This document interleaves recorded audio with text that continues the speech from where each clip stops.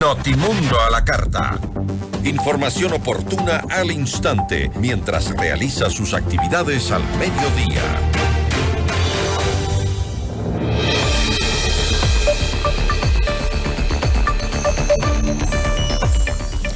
Seis días le tomó al gobierno gestionar la liberación de alrededor de 200 guías penitenciarios que permanecían secuestrados en las cárceles. Ahora tienen estos guías que regresar a trabajar en las mismas condiciones en las que pues se dio su secuestro. La entrevista a la carta, en diálogo directo con los protagonistas de los hechos.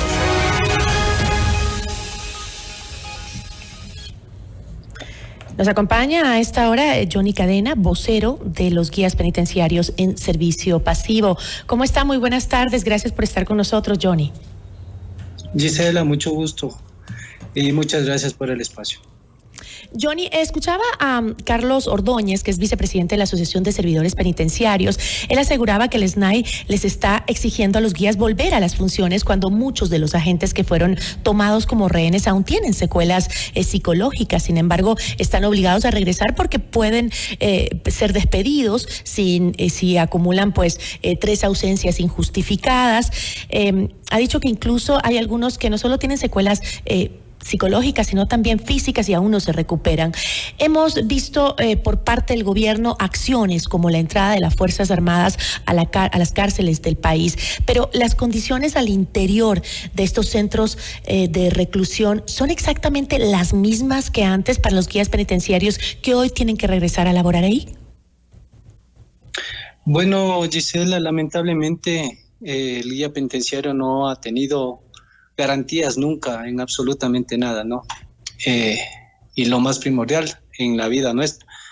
Lo que podemos manifestar ahora, lo que hemos visto es que lamentablemente la falta de personal que ha sido desde hace años atrás ha descarriado esta situación y lamentablemente hoy los compañeros pues en una situación de obligo, digamos así, le tienen que volver a los labores.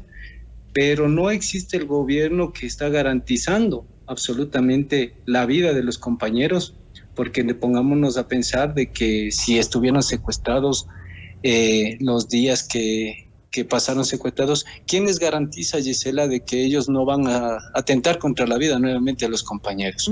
Así debemos tomar el control, porque el tema es que no tenemos un régimen fundamentado o que está realizado por el gobierno para poder acceder a los compañeros para que puedan trabajar, ya que prácticamente el sistema penitenciario fue destruido hace años. Johnny, además de esto que me estás diciendo respecto a la seguridad que no la tienen todavía, ¿los guías tienen acaso un verdadero entrenamiento para poder enfrentar, mantener el control de las cárceles?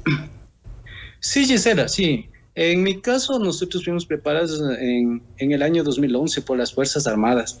Tal cual la Escuela de Inteligencia estuvimos realizando el curso. Pero, Gisela, el tema es que no hemos tenido la capacitación continua.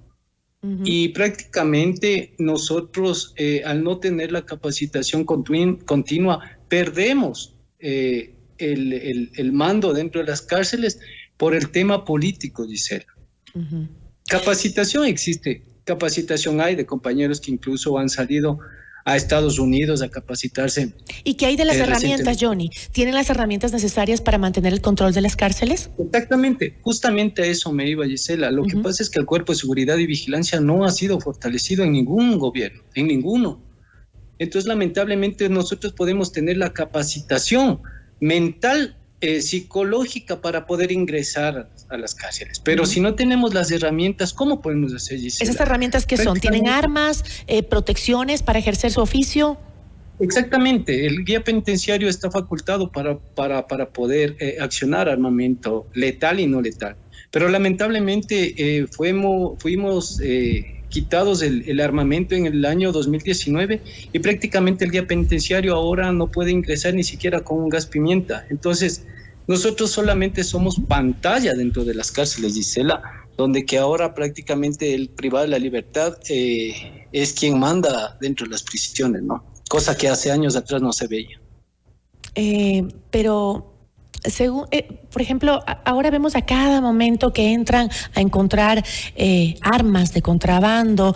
Se encuentra también hace poco, por segunda ocasión, se encontró que en el SNAI encontraron armas de contrabando, se mete por ahí un montón de cosas para los privados de libertad. Esta corrupción que existe hoy y el contrabando que ha permeado las diferentes dimensiones y niveles del SNAI, ¿esto sucedía antes? ¿Desde cuándo pasa esto? Lamentable no, Gisela. Lamentablemente no. Nosotros yo salí en el año 2016 por una terminación de contrato de parte del gobierno, donde que pedían que prácticamente nosotros no éramos indispensables o que nosotros estábamos en vano ahí en las cárceles, que el personal no estaba demasiado. Yeah. Ahora vemos que no es así. La falta de guías penitenciarios es absolutamente necesaria y prácticamente nosotros quisiéramos ver la situación desde otro punto de vista, ¿no? Porque recordemos que quien tiene el control es la Policía Nacional, Gisela. Desde el año 2016, 2014 más o menos, la Policía Nacional se hizo cargo de los filtros de ingreso a las cárceles del país. Entonces, lamentablemente no. Obviamente la gente indica de que el guía penitenciario es quien mete las armas, mete municiones, mete artículos prohibidos, pero por supuesto, Gisela, no nos damos cuenta quién tiene el control de los filtros. Recordemos que en los estados de excepción y hasta la actualidad, quien ha tenido el control del primer filtro es las Fuerzas Armadas. Pero también se hablaba de las llaves, las llaves de los pabellones. Las llaves de los pabellones no lo tienen la policía ni los guías, lo tienen los internos. Sí, Gisela, pero las cosas entran por la puerta principal, donde que los guías prácticamente son revisados de pies a cabeza, desvestidos por poco, donde que los administrativos no son así. Los señores directores entran sin ningún tipo de revisión. En los grandes operativos, Gisela, se han encontrado armamento, pero prácticamente de Policía Nacional y del Ejército. Cuando usted entra a una regional, Gisela, yo le hago una pregunta. Si usted entra con 1000 elementos policiales o 1000 elementos del Ejército, ¿quién les revisa el armamento que ingresan, Gisela? ¿Y quién les revisa el armamento que sacan? Pero por favor, aquí no es solamente de echar la culpa a los guías penitenciarios, que no digo que existen malos elementos, ¿no? Y que han trabajado comúnmente con la policía, con elementos de la Policía Nacional, inclusive con elementos de las Fuerzas Armadas, que hemos visto que han sido detenidos dentro de los filtros de ingreso a las cárceles. Entonces aquí nosotros tenemos que darnos cuenta también, ¿no?, que si el gobierno fortalece al Cuerpo de Seguridad y Vigilancia, por eso aquí hay un lavado de manos, Gisela. Miren la fuga de Fito. ¿Cuántos Ese tema es importante. El tema de la fuga también, de la fuga de reos. El SNAI siempre se demora días en confirmar si es que ha habido o no una fuga de internos. No tienen claro qué día se fugó, si fue un día o el otro, o hace un mes.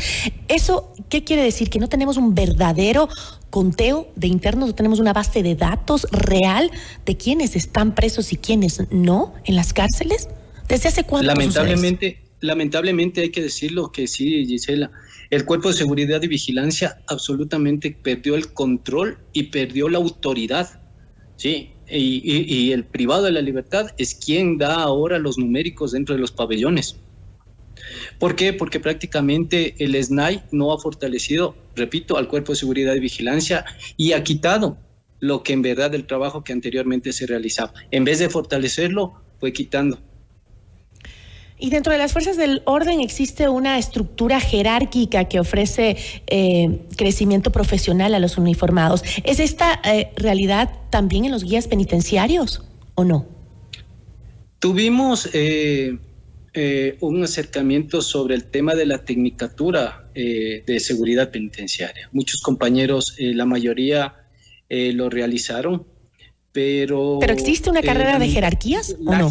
La jerarquización no se basó solamente en eso, sino que lamentablemente la jerarquización fue un proyecto mal realizado, porque nosotros fuimos de los que presentamos el proyecto a realizar de la jerarquización, pero lo realizó mal. En el tiempo de Edmundo Moncayo, el señor general lo que hizo fue acoger a personal nuevo para que pueda mandar a las cárceles, y ese es un gran mal que por el ahora vemos el descontrol total. ¿Por qué? Porque, Gisela, cogieron a personal nuevo, recién ingresado, para que mande a personal que ya tiene 20, 25, 30 años de servicio.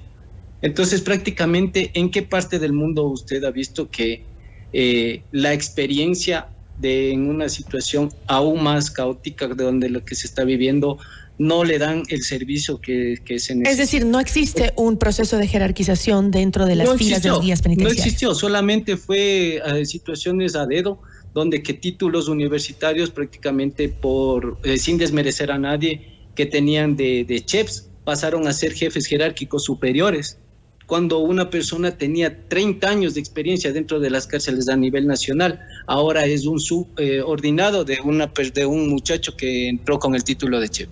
Esas son las consecuencias que ahora vivimos. ¿Dónde se generó ese punto de quiebre, Johnny? Nunca han sido un éxito el trabajo dentro de las cárceles del país. Nunca ha habido una real rehabilitación de los internos, ni tampoco un control total de los centros penitenciarios. La corrupción no es de ahora, es de siempre. Siempre se ha pasado de todo a través de los ingresos de los centros penitenciarios. Esta vez vemos más armas y más droga, pero antes veíamos de todo también que entraba. Droga entró siempre, no ha sido raro, pero ¿cuándo fue el punto de quiebre y por qué cree usted?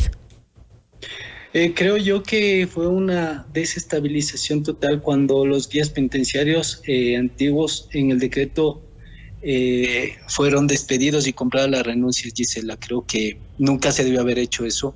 Creo que al contrario debió haberse fortalecido a esta gente de los guías antiguos, debió haberse fortalecido en el tema de formar mucho mejor al personal. Creo yo que a la falta de identidad que nosotros tenemos dentro de lo que es el régimen de seguridad, tomando en cuenta que somos la tercera fuerza de seguridad, pero no tenemos la atención correspondiente de ninguno de los gobiernos, lo que sí hacen en otros países. Uh-huh. Nosotros prácticamente perdimos el valor, digamos, el respeto de trabajar entre las cárceles, porque cuando al uniformado guía penitenciario, al no tomarle en cuenta y hacerle a un lado, inclusive para la verdadera rehabilitación o poca rehabilitación que existía dentro de las prisiones, se lo dejó a un lado.